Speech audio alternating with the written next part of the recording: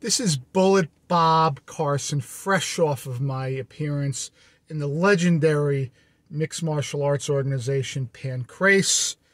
I apologize, I'm not in my usual attire. I wasn't able to visit one of my many properties along the Jersey Shore. I have many businesses, most of which are legitimate. I want to do a video review of John Alite's book, Gotti's Rules. I listened to the book on Amazon Audible. This is written by George Anastasia, narrated by Joe Barrett, and of course, it's about the life of John Alite.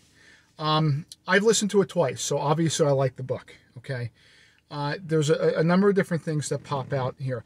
The narration on the part of Joe Barrett is great, fantastic. It really keeps your interest. Really, the way he enunciates things, his voice, his gravelly voice, it's very good, and it just makes it that much more interesting. The book itself, look, you know, they make no motion. They indicate that Gotti wasn't interviewed for this book. None of the Gotti family members were interviewed for this book. So this is John Alite's account of everything. So we have to keep that in mind, okay? You know, they didn't want to make it a he said, she said type of book. It was just basically John Alite's life and his relationship with Gotti, the third, Gotti Sr., Vicky Gotti, Charles Carneglia, John Carneglia, all the different people that were, you know, associated with the Gambino crime family. And I got to tell you, there's a few things that pop out here. Look, I'm not here to say whether or not Alite's claims are correct, every single one of them, but he does come across in this book as a noble guy. He doesn't deny he was a thug, doesn't deny he was a murderer, doesn't deny he was a drug dealer, okay? Denies very little of everything, whereas Gotti, the Gotti family, they deny everything that Alite says, okay? You know, I got the feeling that listening to this book that Alite is a tough guy, a guy that was in prison. He spoke about his time in Brazilian prison, Alite Franco, and a couple other prisons in Brazil, and to do that, the horrific conditions of a Brazilian prison. I mean, you got to understand, Brazil, some parts of Brazil are not even civilized. The horrific conditions is enough to make your skin crawl, okay? He survived it, he thrived, he made relationships. Alite is of Albanian descent, and he was able to make relationships. He came across as much of a hoodlum as he was, as somewhat of a people person, someone of a guy that can make connections and understand the streets, which is why, according to him, he was John Gotti Jr.'s right-hand man. They kept him attached to John Gotti Jr., as Alite says, as a babysitter. You know, someone that understood the streets, whereas, you know, Gotti III, according to Alite, is just a spoiled, you know, kid living off of his father's names. I don't know, you know, another thing that came across to me, just on a personal level, and maybe some of my personal bias is coming in here, the Gottis definitely abused power at that point. He mentioned the hit against Paul Castellano, total violation of Cosa Nostra rules. Okay, he mentioned he mentioned that the Gottis would always demean their underlings by calling them names, ordering them around. He mentioned the Danny Silva murder in a bar, which Alite contends was at the hands of John Gotti Jr. How according to Alite, John Gotti Jr. Went down and looked at him, Danny Silva, and said, "I put him down like an animal." You know, standing over him as he died. He went back to the murder scene, allegedly. The Gottis, you know, definitely, in my opinion, you know, seem like they really abused their power, and we're ruthless. We're thugs. You know, even John Gotti Jr. today, he comes across as you know, professional, like a professor, articulate. You could tell he lived the life. He once was in the life, and he's a street guy, and he has that mafia thug, type of, part to his personality. There's no question about that. At least that's what I feel.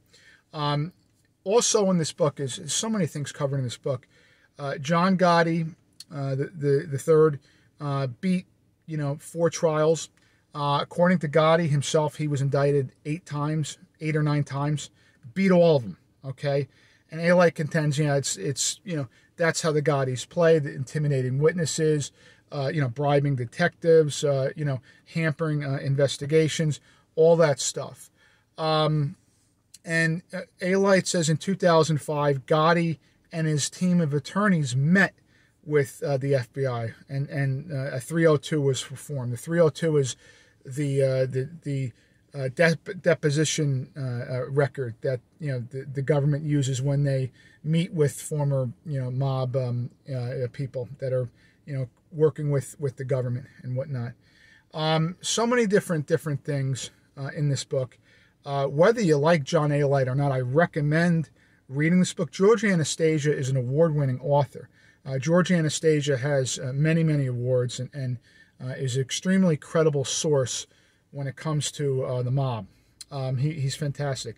This book is, Alite, I think comes across as a tough guy, a noble guy in that world, and someone that has tried to be as honest as he could about his